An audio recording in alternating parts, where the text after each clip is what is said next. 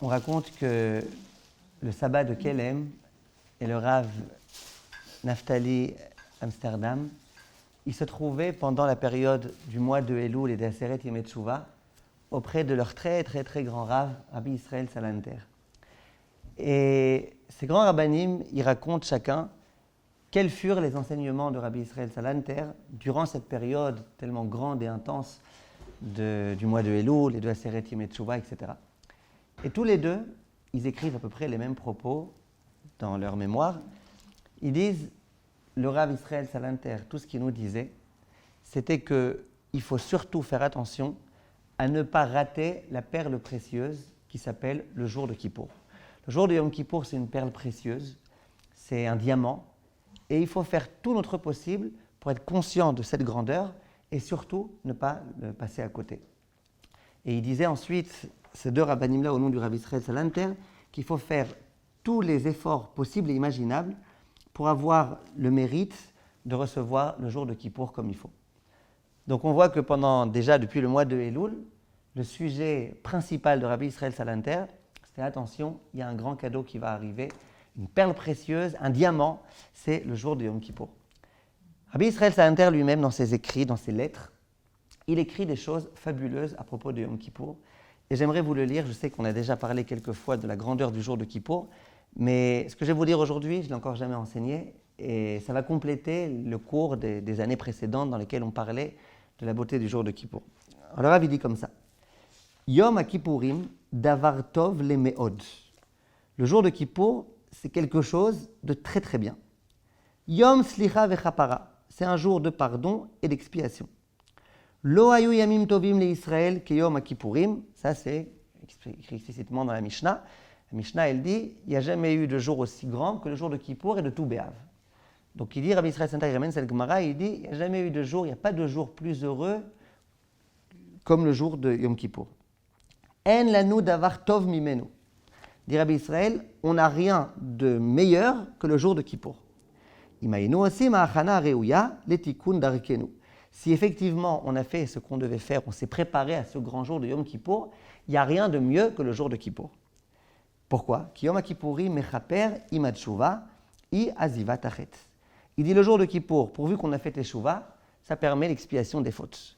Donc on n'a rien de meilleur que le jour de Yom Kippour. Le Rav Steinman, quand il ramène sur Rabbi Israël Salanter, il dit pour un juif qui est conscient de sa mission sur terre, que la raison pour laquelle on est venu sur terre, c'est pour servir à Kadosh Baruch Hu, il n'y a rien de plus précieux que de pouvoir résoudre notre relation conflictueuse avec Akadosh Baruch Hu. Pendant toute l'année, on s'est écarté d'Akadosh Baruch Hu, on ne s'est pas bien comporté forcément, de pouvoir enfin obtenir expiation des fautes, et on va expliquer que ce n'est pas simplement une expiation, c'est plus que ça, et bien il n'y a rien de mieux que ça. Quand Rabbi Israël Salanter, il insiste, c'est quelque chose de très bien, il n'y a rien de mieux que ça, parce que pour un juif au Ved Hashem, il n'y a rien de mieux que de pouvoir se rapprocher d'Akadosh Baruch Hu. Après il dit, Achen, gam me'at tov me'od. Au début il dit, le mieux, ça serait vraiment de faire une super bonne teshuva, etc. Il dit, mais même si on fait un petit effort, en l'honneur du Yom Kippour, c'est déjà tov me'od, très bien. En harochla beinyane atevel. Il n'y a rien de comparable dans le monde. Lirot lekol apachot shetiye eze kabbalah aleaba b'yom HaKippourim. Il dit, mais au moins, il faut que l'homme y prenne sur lui une kabbalah. Quand on nous dit au nom du Rabbi Israël Salanter une kabbalah, c'est là, dans cette lettre-là, que ça figure. C'est bien d'avoir pris une Kabbalah. Donc il dit, le Rav, on pourrait tout prendre sur soi, mais au moins prendre un petit quelque chose, prendre une Kabbalah, un engagement. Ve'en lanu mischar anose pri revach. Il dit, et il n'y a pas de mischar, d'affaires dans lesquelles on peut s'engager et qui donneront des fruits, כמו לעשות הכנה בלימוד מוסרי ולהתבונן, להיטיב דרכו עד אשר יבוא לאיזה קבלה להביא ביום הכיפורים. Il n'y a rien de mieux que d'étudier du moussar, de sorte à réussir à trouver c'est quoi l'engagement qu'il faut qu'on prenne sur soi en l'honneur de Yom Kippour. Ce qu'on est en train de faire maintenant, par exemple. ובכל בחינה קטנה שבקטנות, אשר יכין האדם את עצמו, להגדיל בחינת יום הכיפורים שלו, אין ארוך ואין די, באר הצלחת נפשו. Il dit, et chaque petite chose, petite de petite, ktana sheba ktanot, chaque petite chose qu'on prend sur soi ce jour-là, pour essayer de considérer le jour de Yom Kippour et de donner au jour de Yom Kippour sa véritable grandeur, il n'y a rien de aussi important que ça. ואין די באר הצלחת נפשו להינצל מצרות רבות ונצורות. ואין לנו רווח גדול מזה, et il n'y a rien qui pourra plus nous protéger de tout type de souffrance, chas v'shalom, qui pourrait s'abattre. Donc vient Rabbi Israël Salanter de façon explicite, il dit il n'y a rien de mieux que le jour de Kippour, c'est le jour le plus grand, c'est le jour le plus important. Et ce jour-là, on obtient l'expiation. Et juste Hachem, il attend de nous une chose, c'est qu'on se prépare un petit peu, qu'on essaye de prendre sur soi un petit quelque chose. Même si ce n'est pas grand-chose, même un petit quelque chose, c'est déjà suffisant. Alors, il faut comprendre, Bezrat Hachem, c'est quoi, j'allais dire, cette obsession là sur le jour du Yom Kippour. C'est un diamant, c'est la chose la plus grande. Qu'est-ce qu'il y a de particulier ce jour-là ? On sait très bien que le concept de Tchouva, il existe, il a toujours existé. C'est un concept qui nous accompagne au quotidien, même n'importe quel jour de l'année. Quelqu'un qui a fauté en plein milieu de l'année, eh ben, il fait Teshuvah. Et quand je lui pardonne sa faute. Qu'est-ce qu'il y a de particulier le jour de Kippour ? En fait, Rabbeinu Yona, qui est-ce qui étudie pas Rabbeinu Yona pendant cette période-là ? Rabbeinu Yona, c'est l'auteur du Sha'arei Teshuvah, l'un des grands Rishonim. Rabbeinu Yona, quand il nous parle de la Teshuvah, il dit, écoutez, la Teshuvah, il y a plusieurs dimensions de Teshuvah, il y a plusieurs niveaux de Teshuvah. Et il dit, il y a un premier niveau qui s'appelle faire une Teshuvah, je regrette ma faute, je demande à Kadosh Baruch Hu de m'expier, j'avoue ma faute, et là effectivement Kadosh Baruch Hu, il pardonne la faute. Mais il a pardonné, ça ne veut pas dire que je ne suis pas resté sale. Il m'a pardonné, mais je suis resté sale. Il dit, il y a une Teshuvah beaucoup plus intense, et puis il y a un autre niveau de Teshuvah encore beaucoup plus profond. Et plus on va intensifier notre Teshuvah, plus Bezrat Hachem, la tâche qui est provenue à cause de la faute, elle va, Bezrat Hachem, s'effacer. C'est un peu comme un vêtement. Un vêtement est sale, il y a de la boue. Alors on le nettoie avec un petit peu d'eau. Alors au moins la boue, on l'a retirée. Le vêtement, il reste encore un petit peu taché. Et puis si après on le lave un peu mieux, eh ben, il sera un peu plus propre. Et si on le nettoie beaucoup, il sera très propre. Dit Rabbeinu Yona, la Teshuvah, c'est pareil, il y a des degrés. Quelqu'un dit, j'ai fauté, s'il te plaît, pardonne-moi, etc. D'accord, alors Hachem, il peut dire, j'accepte de pardonner. Mais il reste encore des tâches, il reste encore des choses. Il y a encore des séquelles qui vont rester dans mon cœur et dans mon entendement, dans ma façon de raisonner, dans ma façon de réfléchir, dans mon approche.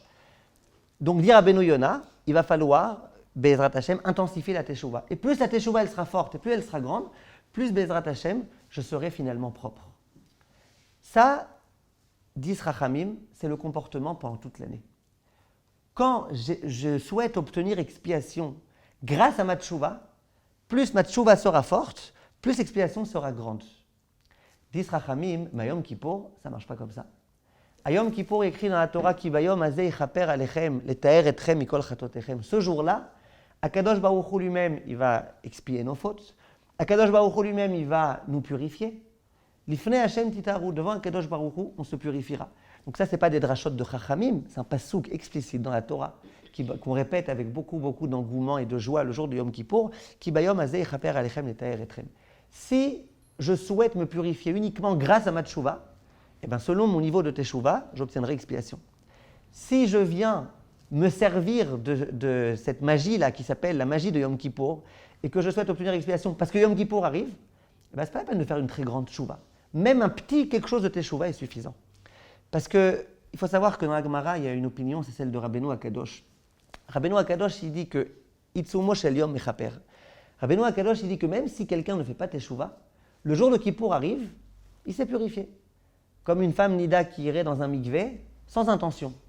Elle se promène, pour reprendre l'exemple de la Gemara dans Choulin, sur un pont d'Avignon, et puis à un moment donné, elle tombe, elle n'a pas l'intention du tout de se purifier, mais voilà qu'elle est immergée dans l'eau. Et bien, la Gemara, elle dit que dans ce qui concerne Choulin, c'est-à-dire par exemple une femme nida pour son mari, la Gemara, elle dit qu'elle est pure. Donc ça veut dire quoi qu'elle est pure ? Ça veut dire que même sans intention, elle est pure. Et bien, Rabbeinu Akadosh, il dit, le jour de Kippour, c'est un petit peu comme le mikvé.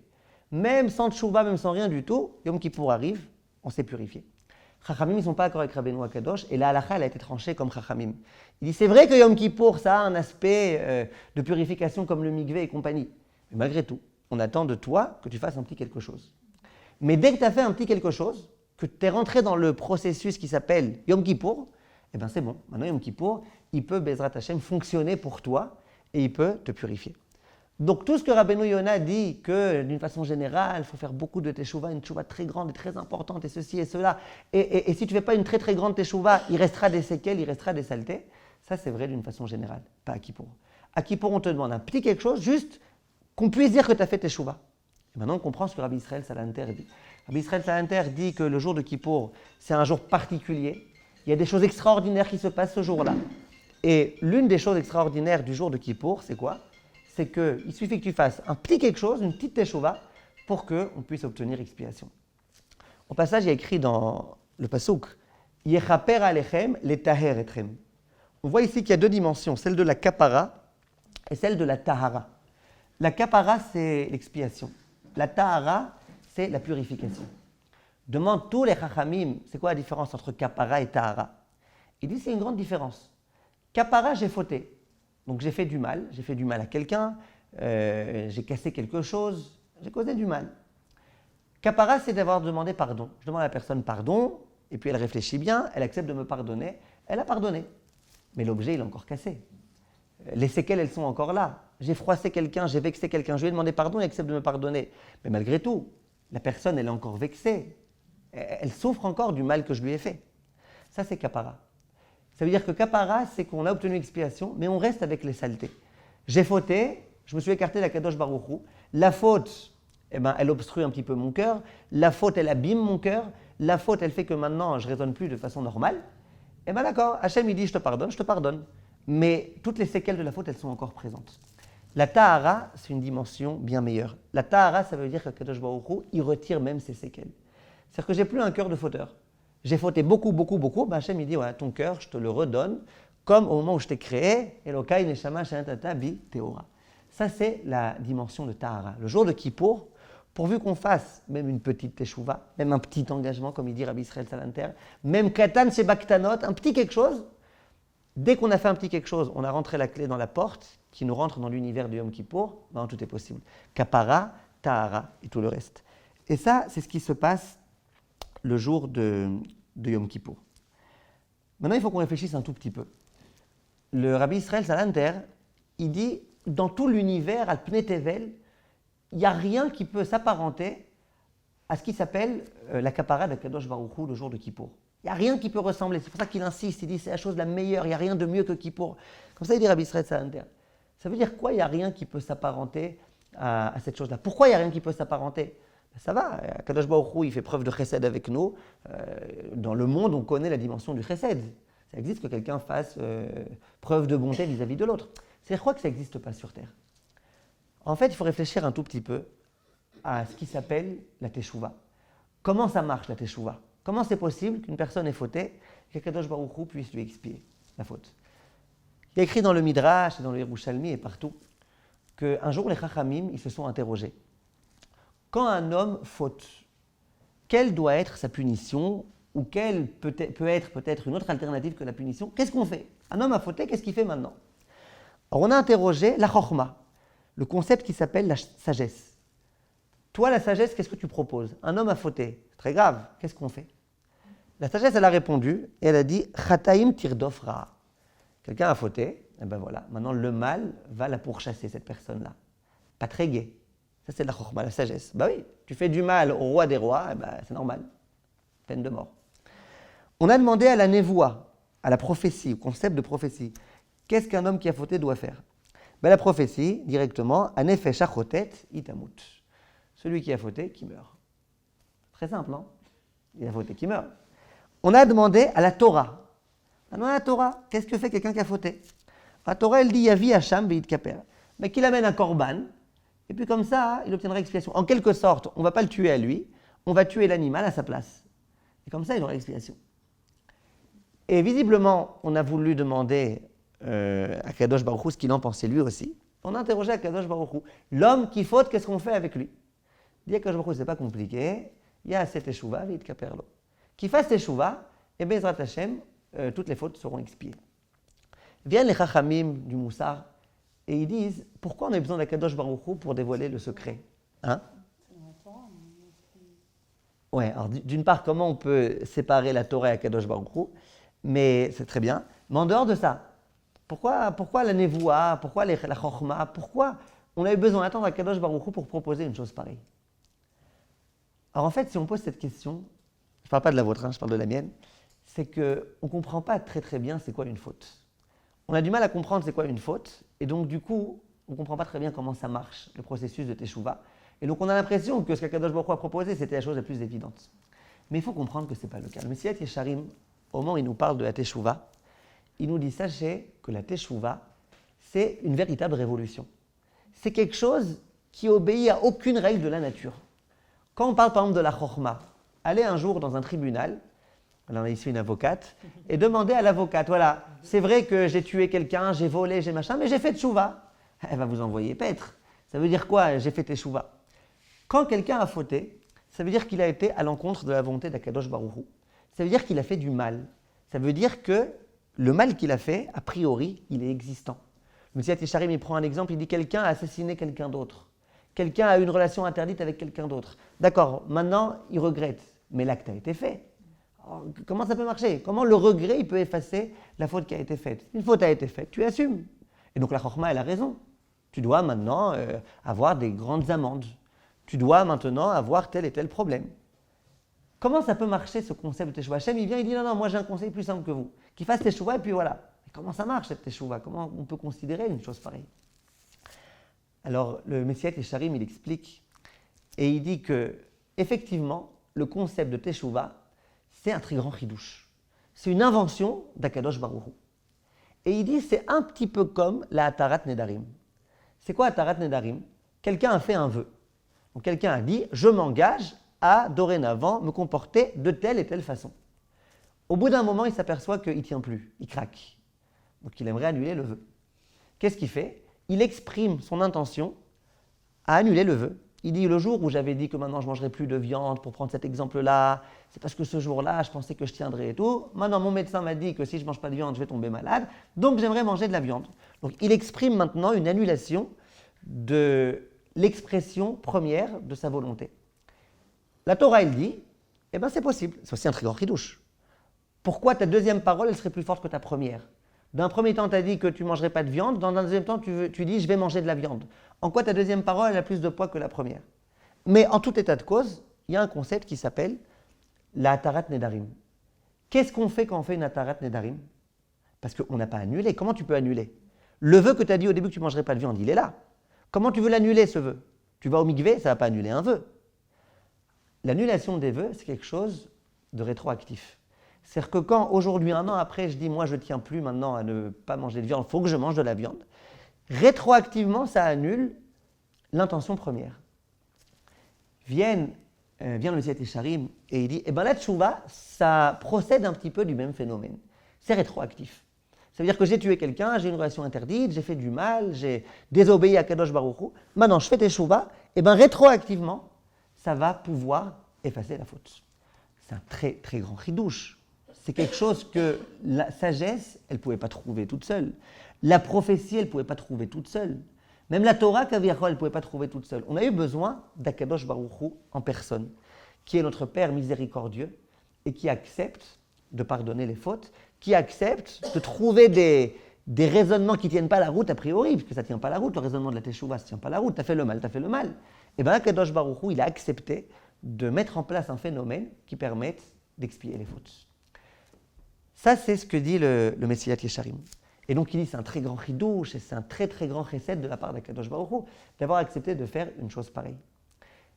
Dis Rachamim, c'est pour ça que ni la Chokhmah n'a pu, ni la Nevoah, ni la Torah, avec votre question, comment on peut déconnecter l'un de l'autre, jusqu'à ce qu'Akadosh Baruch Hu de lui-même vienne et dise « moi j'accepte ». Et au passage, les Sifrei Chassidim, ils expliquent de cette façon-là, écrit dans le Passouk, la Torah, elle dit que pour tuer quelqu'un, il faut recueillir un témoignage. D'accord? Il y a écrit là-bas, Alpi Shnaim Edim, Oshlosha Edim Yamut, que si tu as 2 témoins ou 3 témoins qui disent qu'un tel a assassiné un tel, eh bien on le tuera. Loyomat Alpi Edechad.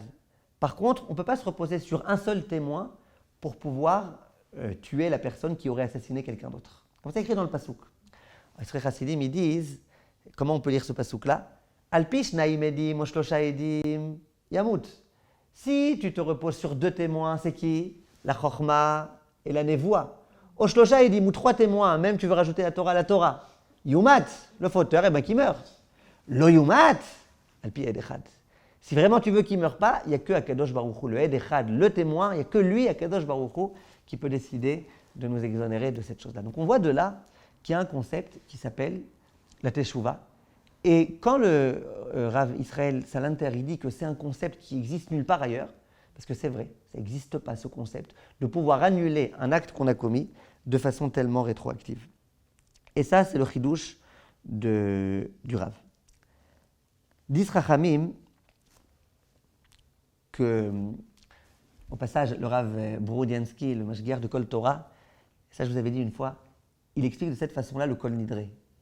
Quand on arrive le jour de Kippour, la première tfila qu'on fait, c'est Kol Nidre. On fait une espèce d'Atarat Nedarim. Alors, je ne rentre même pas dans le problème qu'on a déjà fait Atarat Nedarim la veille de Rosh Hashanah, on a déjà fait Atarat Nedarim la veille de Kippour, mais vous voyez dans les Beit Knesset que quand on récite ce Kol Nidre, c'est vraiment la grande émotion dans tout le Beit Knesset. On dit celui qui prend le Sefer Torah, il faut que ce soit le plus tzaddik du Kahal. Et puis, il faut payer beaucoup d'argent pour acheter ce Sefer Torah-là, pour avoir le mérite de le porter. Et puis, vous voyez tout le monde qui est en train de pleurer quand il récite cette... Finalement, c'est quoi Kol Nidre? C'est une Atarat Nedarim. Atarat Nedarim, c'est une annulation des vœux. Des gens veulent annuler des vœux. Quelqu'un a pris sur lui de ne pas manger du riz à Pessah. Quelqu'un veut machin. Il y a des gens qui veulent annuler un vœu. Ben, moi, plein de fois, j'ai annulé des vœux à des gens. Jamais je les ai vus pleurer. Qu'est-ce que tu pleures? Tous là en train de pleurer parce qu'ils font une annulation des vœux. Qu'est-ce qu'il y a de tellement émouvant, de tellement fort à ce moment-là? Dit le Rav Borudiansky, c'est un pshat que je trouve très très beau. Il dit, je vais vous expliquer pourquoi. Comment ça marche la Tarat Nedarim? On a expliqué. Quelqu'un a fait un vœu. Au bout de 6 mois, il s'aperçoit que ce vœu, il lui pourrit la vie. Donc maintenant, il veut annuler le vœu. Comment ça marche? Alors, on a dit, c'est un grand chidouche. Mais comment il marche ce chidouche? Alors on a dit, il faut essayer d'annuler rétroactivement. Mais comment ça marche? Alors, il y a un concept dans la Torah qui s'appelle Petach. Petach Harata. On essaye de trouver une porte, une issue de secours de Harata. C'est quoi Harata? De regret. C'est quoi une issue de secours de regret? Les Dayanim, ils vont dire à cet homme-là, pourquoi tu décides maintenant de vouloir à nouveau manger de la viande? Il va dire, parce que mes médecins m'ont dit que c'est important pour moi maintenant que je mange de la viande. À ce moment-là, les Chachamim, ils vont dire, ah d'accord, donc tu regrettes d'avoir pris sur toi l'engagement de ne pas manger de viande. Eh bien, c'est Besséder, on fait Atarat Nedarim et tout est résolu. Dis Rachamim, mais pourquoi la deuxième parole, elle est plus forte que la première? Vous savez quoi la réponse? La réponse, c'est parce que dans la première parole, la personne n'était pas consciente de ce qu'elle était en train de dire. Elle pensait qu'elle pourrait tenir le coup, ne pas manger de viande. Donc, quand elle a fait son éder, il lui manquait des données essentielles. C'est la raison pour laquelle elle s'est engagée. Mais si elle avait su depuis le départ qu'elle ne tiendrait pas le coup parce que sa santé ne lui permettrait pas, etc., elle n'aurait pas pris cet engagement-là. Donc en fait, la deuxième parole, elle est plus forte que la première. Pourquoi? Parce que dans la deuxième parole, la personne est consciente de tous les tenants et les aboutissants qu'elle ignorait au tout début. Donc c'est pas que la deuxième parole, elle est plus forte que la première, stam comme ça. C'est que la deuxième parole, elle est plus réfléchie que la première. La première, c'était une parole non réfléchie. La deuxième, c'est une parole réfléchie. Je suis au courant de ce dont j'étais au courant au début, mais de tout type de facteurs extérieurs qui sont venus se rajouter. Donc du coup, on comprend pourquoi la deuxième parole, elle peut annuler la première. Vient le Rav Borudiansky et il dit, quand on vient le jour de Yom Kippour pour Kol Nidre, on résume la situation, on a déjà eu toute la période de Elul pour faire Teshuvah, on a déjà eu la Seret Yemei Teshuvah, le jour de Rosh Hashanah pour se remettre en question, on a déjà eu tout ça. Maintenant, on arrive au jour de Yom Kippour, on est déjà bien différent. On est déjà conscient de ce qu'on est censé être. On vient avec déjà un bagage de Teshuvah. À ce moment-là, on dit à Kadosh Baruch Hu, la vérité, tout ce qu'on a fait pendant l'année, ce n'est pas nous-mêmes. Tu veux savoir, Hachem, c'est quoi le moi-même? Le moi-même, c'est ce que je suis aujourd'hui, après 40 jours de Teshuvah. Ce que j'aimerais vraiment être, ma véritable personne, c'est ce que je suis maintenant. Donc on vient dire à Kadosh Baruch Hu, maintenant tu viens nous regarder, on comparait devant toi. Regarde à Kadosh Baruch Hu. Regarde ce qu'on est maintenant, parce que c'est ça notre véritable être. Parce que ce qu'on a fait pendant l'année, c'était irréfléchi, c'était pas nous-mêmes. Quand on vient voir à Kadosh Baruch Hu dans cet état d'esprit-là, et qu'on dit le Kol Nidre, on dit à Kadosh Baruch Hu, écoute, tout ce qu'on a dit c'était des bêtises, on n'était pas conscient en plein milieu de l'année, on s'est un petit peu lâché, on a un petit peu dégringolé, mais c'est pas nous-mêmes. Le nous-mêmes, c'est maintenant. Maintenant, on est conscient de ce qu'on doit être, on est conscient de ce que c'est un juif. Et bien à ce moment-là, ça peut fonctionner. Comme ça, le Rav Borudiansky explique pourquoi on procède à la Atarat Nedarim de cette façon-là, pourquoi on est tellement ému.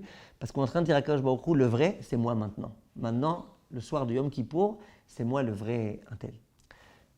Donc, le jour de Yom Kippour, vient le Messiat Yesharim et il dit que rétroactivement, Akadosh Baruch Hu, il efface les fautes.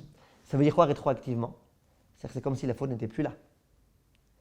Quand je viens voir quelqu'un et que je me fâche avec lui, et je me fâche terriblement, et on se dispute, et c'est compliqué, et c'est difficile. Et puis au bout d'un moment, allez, quelqu'un, une tierce personne, essaye de faire le shalom. L'autre dit, bah allez, mahalti, j'ai autorisé, j'ai pardonné. D'accord, t'as pardonné, n'empêche, je préfère ne pas te rencontrer demain dans la rue, ce ne sera pas très sympa. Oui ou non? Mais imaginez qu'il y ait une personne qui soit capable d'effacer complètement toute cette période-là. Comme si cette période était inexistante. Ça sera un kiff de te rencontrer demain. Le problème qu'on a, c'est qu'on pardonne, mais le mal est resté. Le mal est resté en nous, le mal est resté dans notre esprit, dans notre mémoire. Et donc du coup, voilà, c'est resté. Vient le Messiat Yesharim et il dit, mais attention, si tu fais une vraie teshuva, on obtient ce qui s'appelle la kapara et la tahara. La tahara, c'est que Akadosh Baruch Hu nettoie complètement le vêtement. Et ça fait que c'est comme s'il n'y avait pas eu. Donc maintenant, Akadosh Baruch Hu, c'est pas qu'il me regarde comme étant, bon allez, tu t'es mal comporté, mais bon allez, je suis d'accord d'accepter. Non, c'est comme si Kaviachol, on s'était bien comporté. Et bien ça, c'est le très très très très grand chidouche de Yom Kippour. Donc ce jour-là, on a bien compris qu'il y a deux choses qui sont extrêmement importantes. Il y a le premier pas de l'être humain qui veut se rapprocher d'Akadosh Baruch Hu. Ça, c'est le fait d'enclencher le processus. Mais le gros du processus, Hachem qui le fait, tout cet aspect magique là, du jour du Yom Kippour qui expie, on ne sait pas comment, on ne sait pas pourquoi. Akadosh Baruch Hu a décidé comme ça d'expier. Ça, c'est Akadosh Baruch Hu qui fait. Il y a un midrash dans lequel on nous dit qu'il y a eu un grand dialogue entre Akadosh Baruch Hu et le peuple juif. Le peuple juif, il dit à Hachem, écoute Hachem, Ashivenu Hachem elecha venashuva. Chadesh yamenu kekedem. S'il te plaît, Akadosh Baruch Hu, ramène-nous vers toi et nous, on reviendra. En quelque sorte, Akadosh Baruch Hu regarde, même revenir vers toi, on n'arrive pas. On est tellement dans la matérialité, on est tellement dans la faute, que même ce premier pas qui consiste à revenir vers toi, on n'arrive pas. Or, même ce premier pas, fais-le toi-même. Ashivenu Hachem elecha venashuva. Oui, si tu nous amènes vers toi, ben on viendra. Et sur ça, Akadosh Baruch Hu, il dit au peuple juif, non, c'est pas comme ça que ça marche. Shuvu elai vashuva alechem. C'est à vous de faire le premier pas. Vous reviendrez vers moi, et moi, je reviendrai vers vous. Donc, le premier pas, c'est à nous de le faire. Une fois qu'on a fait le premier pas, Akadosh Baruch Hu, il explique, et c'est ce qu'il dit à Rabbi Israël Salanter. Il dit, ce jour-là, c'est un jour extraordinaire, il n'y a pas de jour qui peut valoir ce jour-là, c'est le jour le plus grand, il n'y a rien de mieux que ça, c'est la meilleure affaire dans laquelle on peut investir, et on investit un peu, on gagne beaucoup. Bref, vous vous rappelez des termes qu'on a lus tellement forts dans Rabbi Israël Salanter. Nous, il dit Rabbi Israël Salanter, fais quelque chose, même un petit quelque chose, même Katan chez Baktanot, fais un tout petit quelque chose. Et puis une fois qu'on aura fait, Akadosh Baruch Hu, il se préoccupera du reste. Comment on fait, donc, pour pouvoir obtenir cette expiation? Et bien, Chachamim, ils disent, le Messiat Yesharim, par exemple, il dit que quand nous, on regrette la faute, c'est de la même façon qu'on regrette un éder, c'est ça qui fait que rétroactivement, Akadosh Baruch Hu, il expiera les fautes. C'est quoi regretter les fautes? C'est être conscient de la grandeur d'Akadosh Baruch Hu. Je ne peux pas regretter une faute si je ne suis pas véritablement conscient de sa grandeur. Pourquoi pas? Je fais ce que je veux dans la vie. Qui a quoi le problème? Si je suis conscient qu'Akadosh Baruch Hu, c'est le roi, et c'est le roi de l'univers, et qui fait tellement de choses pour moi, qui suis un minable, et bien là, je peux regretter le mal que j'ai fait. Là, je peux regretter le fait d'avoir désobéi à Akadosh Baruch Hu. C'est pour ça, dit Rabbi Israël Salanter, qu'il fallait absolument que dans un premier temps, il y ait Rosh Hashanah, et qu'après, Kippour arrive. Dit Rabbi Israël Salanter, pendant Rosh Hashanah, on a eu peur. C'était Rosh Hashanah, le jour du jugement. Maintenant, Yom Kippour arrive, et on peut obtenir expiation. Rosh Hashanah, c'est le jour où on a couronné Akadosh Baruch Hu. On a répété Hachem Melech, Hachem Malach, Hachem Loch Mavaïd. Hachem, c'est le roi.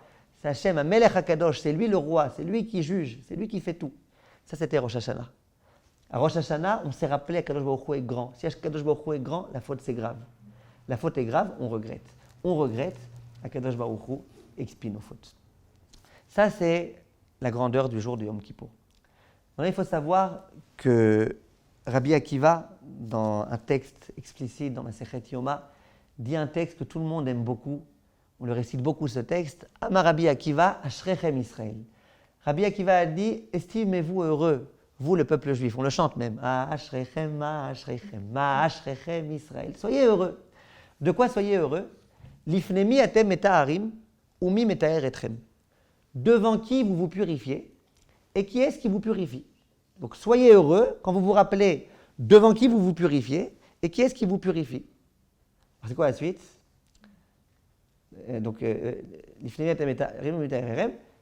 Et après, on dit Avichem Sheba Shamayim, c'est Akadosh Baruch Hu, votre Père dans les cieux, c'est lui qui nous purifie. Et après, on dit Veomer Mikve Israël Hashem. Écrit dans le passou que Akadosh Baruch Hu, c'est le Mikve du peuple juif. Ma Mikve Metaer et Atmeim, Akadosh Baruch Hu Metaer et Israël. On dit de la même façon que le Mikve, il purifie l'impur, de la même façon, Akadosh Baruch Hu, il purifie le peuple juif. Donc Rabbi Akiva, il vient, il se sert d'une parabole très jolie. Il dit Akadosh Baruch Hu, c'est comme un mikvé. Au même titre que lorsqu'une personne entre dans le mikvé, eh ben, elle se purifie. De la même façon, Akadosh Baruch Hu, il nous purifie. Demande Chachamim, qu'est-ce qu'il a rajouté là, Rabbi Akiva? Il parle de Yom Kippour, évidemment. Ça se trouve, ce texte-là, dans un contexte qui parle de Yom Kippour. Qu'est-ce qu'il nous a rajouté ici, Rabbi Akiva? C'est écrit dans le passouk, Ki bayom azeh chaper alechem letaer etrem mikol chatotechem. C'était déjà écrit qu'Akadosh Baruch Hu, il expirait nos fautes ce jour-là. On dit, bon d'accord, mais c'est comme un mikvé. Qu'est-ce qu'il rajoute? Chachamim, il dit, vous savez ce qu'il rajoute? Nous, on aurait pu penser que Akadosh Baruch Hu, il expie les fautes. Par principe, Yom Kippour arrive, Hachem expie les fautes. Bien Rabbi Akiva, il dit non. Ashrechem Israël, lifne mi atem et harim, ou mi metaer etrem. Que Akadosh Baruch Hu nous purifie, ça on sait, mais il y a une condition. La condition, c'est lifne mi atem et harim. Que vous-même, vous fassiez le premier pas de vous purifier. Si quelqu'un dit, moi j'ai très envie de me purifier, très envie, mais j'ai peur de rentrer dans l'eau. Une fois, j'ai eu un cas comme ça. Une femme qui devait se purifier, une kala qui devait pour la première fois de sa vie se tremper, et elle avait une phobie de l'eau. Elle avait peur de rentrer dans l'eau. Eh ben, je vais lui dire, concentre-toi beaucoup à l'eau, et très envie de rentrer dans l'eau, et beaucoup de kavanotes dans l'eau. Ça ne servira à rien. Tant qu'elle n'est pas rentrée dans l'eau, ça ne sert à rien. Donc viennent Chachamim et disent, Lifne mi atem et harim, ou mi metaer etrem. Devant qui vous vous purifiez, et qui vous purifie. C'est-à-dire que la condition sine qua non pour que Akadosh Baruch Hu accepte d'expier nos fautes, c'est que nous, on accepte de rentrer dans le mikvé. C'est ce qu'on a expliqué depuis le début. Rav de Rougine, il découpe le passouk qu'on récite à Yom Kippour de façon très belle. Nous, on dit Ki vayom azeh chaper alechem. Donc ce jour-là, Akadosh Baruch Hu, il expie vos fautes. Les taer etrem mikol chatotechem, de vous purifier de toutes les verres. Lifnei Hashem titaru, devant Hashem, vous purifierez. Rav de Rougine, il dit comme ça. Il dit Ki vayom azeh yechaper. Ce jour-là, Akadosh Baruch Hu, il expira. Alechem letaer etrem mikol chatotechem. Mais c'est à vous d'essayer de vous purifier. Pas Hashem yechaper alechem. Alechem letaer etrem. C'est à vous d'essayer de vous purifier. Il découpe le passouk d'une façon un petit peu différente. Mais l'idée est là. L'idée, elle consiste à dire que l'homme doit faire son premier pas et Akadosh Baruch Hu ensuite accepte d'expier les fautes. Vient le Rav Steinman et il dit que pour que le mikvé puisse purifier quelqu'un, il faut absolument qu'on rentre complètement dans le mikvé.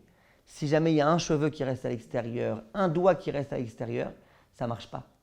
Une fois, il y a une femme qui devait se tremper, elle avait une espèce d'attelle sur le doigt, et ses médecins lui ont dit c'est impossible, c'était après une opération, tu n'as pas le droit de rentrer ça dans l'eau. Mais est-ce que c'est bon si je rentre dans l'eau, je laisse juste mon doigt à l'extérieur? Je lui dis non. Elle me dit mais on m'a dit que je pouvais me tremper avec l'attelle. Je dis c'est autre chose. Te tremper avec l'attelle, c'est pas la même chose que laisser le doigt à l'extérieur. Si tu te trempes avec l'attelle, alors bon, pour tout type de principe de halakha, dans certains cas, on peut autoriser, on peut considérer que ce n'est pas un vrai écran. Mais si tu laisses ton doigt avec l'attelle à l'extérieur, ça ne marche pas. Pour que la purification soit complètement valable, il faut impérativement se tremper complètement tout le corps dans l'eau. Et bien, le Rav Steinman, il dit, c'est exactement pareil le jour du Yom Kippour. Akadosh Baruch Hu, il nous a offert ce cadeau tellement grand, qui est le cadeau du Yom Kippour. Un cadeau gigantesque, un cadeau phénoménal qui existe nulle part ailleurs. Quelque chose de complètement métaphysique, magique. Simplement, il y a une condition. C'est que l'homme, il se baigne pleinement dans ce mikvé. Akadosh Baruch Hu, il dit, moi je vous ouvre les portes. Rentrez simplement, rentrez complètement. L'homme, il doit rentrer complètement, c'est pas pour rien qu'on commence le jour de Yom Kippour avec le chant Lecha Elit et Shukati. Dans ce chant, récitez-le si vous avez un peu de temps avant l'entrée de Kippour, juste avant Kol Nidre. Dans ce chant, on passe en revue tout le corps de l'être humain. On dit à Kadosh Baruch Hu, mes yeux ils sont à toi, mon nez il est à toi, ma bouche elle est à toi, mes oreilles elles sont à toi, mes doigts ils sont à toi, mes pieds. On insiste comme ça, on passe en revue tout le corps, mes pensées elles sont à toi, tout. On remet entre les mains d'Akadosh Baruch Hu tout notre être. Tout notre être est remis ce jour-là entre les mains d'Akadosh Baruch Hu. C'est ce qui s'appelle une itmasrout complète à Akadosh Baruch Hu. Hachem il expie les fautes, mais il attend de nous une chose, qu'on se mette complètement. Si on dit à Kadosh Baruch Hu, on se remet à toi dans tout, sauf ce qui concerne ma vie financière. Ça, dans l'argent, je me débrouille sans toi. Kadosh Baruch Hu dit, ah non, ça non. Dans tout sauf Shalom Baïtza, laisse-moi Kadosh Baruch Hu gérer ma vie comme je veux. Non, ça ne marche pas. Il faut complètement se remettre entre les mains d'Akadosh Baruch Hu. Et si, Be'ezrat Hashem, on est prêt à faire ce premier pas, qui consiste à se remettre complètement entre les mains d'Akadosh Baruch Hu, eh bien, la dynamique, elle est là. L'aspect miraculeux de Yom Kippour est en marche.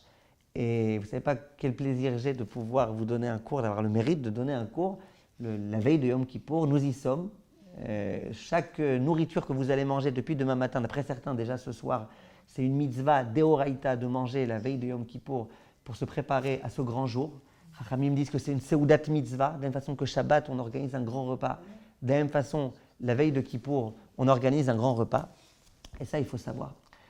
Maintenant, le dernier point que je voulais vous dire malgré tout, c'est qu'a priori, vous allez me dire, d'accord, mais ce jour-là, c'est un jour malgré tout Rasra. Pourquoi c'est un jour Rasra? Parce que ce jour-là, Kadosh Baruch Hu, il décide s'il nous écrit dans le livre de la vie ou pas. Donc le jour de Kippour, c'est un jour Rasra. Il y a beaucoup de gens qui vivent avec l'impression que le jour de Yom Kippour, c'est un jour Rasra. Alors vous voyez bien que Rabbi Israël Salanter, il dément ces personnes-là. Les cours que je vous avais fait il y a 3 ans et il y a 4 ans, ils démontrent complètement cette façon de penser. Mais l'argument, il est là.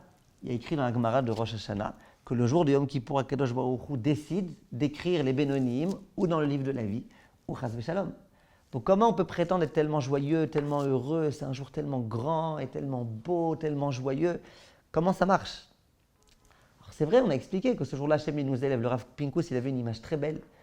Il dit, imaginez que vous ayez une poutre très très lourde. Vous voulez la déplacer. Ça va être dur, hein? Il dit, maintenant imaginez que cette poutre-là, elle est en hauteur, suspendue à un fil, au toit. Elle est suspendue. Vous voulez un peu la bouger. Vous êtes d'accord que c'est facile? Mais elle pèse 2 tonnes. C'est pas grave, c'est quand même facile. Dit le Rav Pinkus, ce jour de Yom Kippour, Akadosh Baruch Hu, il nous propulse. Il nous élève. Maintenant, on a envie de se changer, c'est très facile. Un peu à droite, un peu à gauche, comme on veut. C'est très facile, bien qu'on est très lourd. Le jour de Kippour, c'est très facile.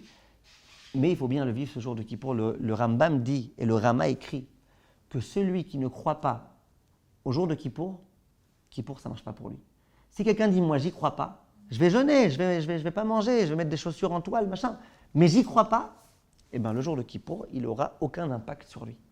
C'est terrible. C'est écrit dans le Rambam, c'est tranché dans le Rama. C'est comme ça que la halakha, elle dit. C'est quoi quelqu'un qui ne croit pas au jour de Kippour? Alors, un petit truc, il raconte qu'un jour, il y avait un rabbin. Tous les jours, quand il allait à la synagogue, il passait devant un terrain de golf. Vous connaissez cette histoire? Et un jour, et chaque jour, il avait très envie d'aller. Mais il se disait, bon, allez, je suis le rabbin et tout, imagine que quelqu'un me voit et tout. C'est pas possible. Un jour, c'est le jour de Kippour. Il passe devant le terrain de golf, il est un peu en avance pour la synagogue. Ce jour-là, il a un Yitzhara très grand, je ne sais pas comment Kippour, il n'y a pas tellement d'Yitzhara, mais ce n'est pas grave. Il dit, ah, je suis obligé d'aller, je suis obligé. Il rentre là-bas, il met la balle, il prend comment ça s'appelle la canne, ouais, bon, il prend le truc, et puis il dit, bon, allez, aujourd'hui c'est Kippour, je vais tenter le truc le plus difficile à faire. Il va à 200 mètres du trou, il met toutes ses concentrations, les chemichou, tatati, tatata. Paf, un truc que jamais personne n'avait encore jamais réussi, du premier coup, il le réussit. Il est tout fier, hein? Il est tout fier, il lève les yeux à Kadosh Baruch Hu, il dit, le jour de Kippour, c'est ça que tu me fais? Hachem, il lui répond, il lui dit, c'est ça ta punition, tu pourras le raconter à personne. D'accord? Ça, c'est quelqu'un, je ne sais pas s'il y croit ou pas au jour de Kippour, mais ne pas croire au jour de Kippour, ce n'est pas simplement ça. Penser que le jour de Kippour, c'est un jour ordinaire, ça s'appelle ne pas croire au jour de Kippour.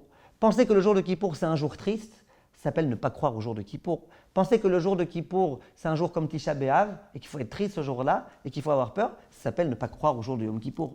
Le jour de Yom Kippour, il faut comprendre, c'est un jour hors du commun, c'est un jour dans lequel le Satan n'a pas son mot à dire, c'est un jour dans lequel qu'Akadosh Baruch Hu a créé, au moment de la création du monde, c'est le jour le plus heureux, Lo hayu yamim tovim l'Israël, kemo Yom Kippourim. C'est le jour le plus beau de l'année.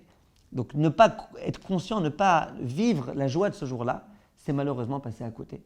Alors on va dire oui, mais ce jour-là, Kadosh Baruch Hu, il va décider dans quel livre il nous écrit. Alors sur ça, la réponse, elle est très simple. Et ça, je vous l'avais déjà dit il y a plusieurs années. La réponse, elle est très simple. Croire que Yom Kippour, c'est un jour de jugement, c'est une grave erreur. Le jour de Kippour, ce n'est pas un jour de jeûne, le jour de Kippour, c'est un jour de kapara. Kapara, ça veut dire d'expiation.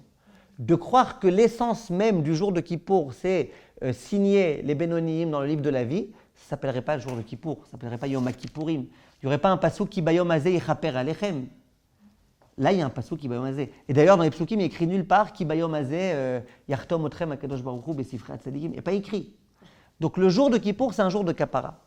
Maintenant, que dans ce jour de kapara, comme par un concours de circonstances, Akadosh Baruch Hu ait décidé de nous écrire dans le livre de la vie, Bezrat Hashem, d'accord, c'est un concours de circonstances, qui n'en est peut-être pas forcément un. On peut essayer de trouver des raisons.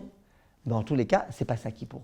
Si on doit écrire une dissertation sur Kippour, on écrirait 200 lignes sur tout ce que je viens de vous dire maintenant, et après une petite ligne, nota bene, une petite astérisque comme ça à la fin.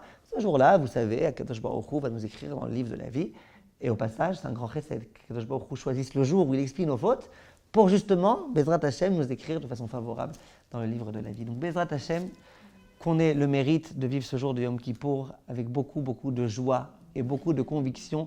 Là, je vous ai juste ramené un petit peu les propos de Rabbi Israël Sainter. Si vous lisez tous les sifrei Chassidout, tous les sifrei Tzadikim, tout le Maharal et le machin, vous verrez, il y a des expressions là-bas très très fortes. Le jour de Kippour, on est tous comme des Kohen Gadol.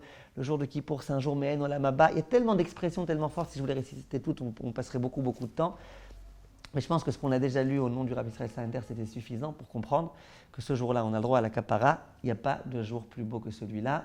Yehi Ratson, qu'on ait le mérite de faire ce travail-là de Ktanash et Baktanot, de faire un petit quelque chose. Je suis sûr qu'on l'a déjà fait, qu'on continuera à le faire le jour de Kippour. Et Bezrat Hashem, on ait le droit à un Gomar Khatima Tova. Amen. Par contre, c'est un avis différent. Est-ce que vous avez dit au début, quand on disait que même une personne qui ne croit pas à Kippour, eh ben, elle va être... Ça c'est Rabbeinu Akadosh. Voilà, Mais je vous ai dit qu'on n'est pas passé comme ça. Ça veut dire que même sans le vouloir, sans y croire, elle va quand même être... Ah non. Elle ne croit pas, elle fait pas de chouva, Ouais. c'est différent. Voilà, exactement. Parce que moi aussi, je me suis posé la Exactement. Les Chachamim, ils veulent dire que même d'après l'opinion, que si on ne fait pas de Tchouva, Yom Kippour expie, mais c'est à condition que tu y crois en Yom Kippour. D'accord. Pas à Tchouva, mais Yom Kippour, à la faculté de Yom Kippour de expier. Quelqu'un qui ne gêne pas, qui ne fait pas Yom Kippour, etc., il a aussi droit à cette expiation. S'il croit. Mais ça dépend s'il y croit pas et s'il fait Tchouva. Quelqu'un qui est très très très loin, et pour lui, son premier pas, c'est pas de jeûner, mais c'est d'aller à la synagogue. Ben, ça rentre, à mon avis, dans ce que Rabbi Israël s'est interdit, Ktanash et Baktanot. Qui croit à ce jour-là. Parce qu'il croit et qu'il fait et qu'il rentre dans la perspective de Tchouva. Il est encore très loin, mais Ktanash et Baktanot, vous avez remarqué ce qu'il dira.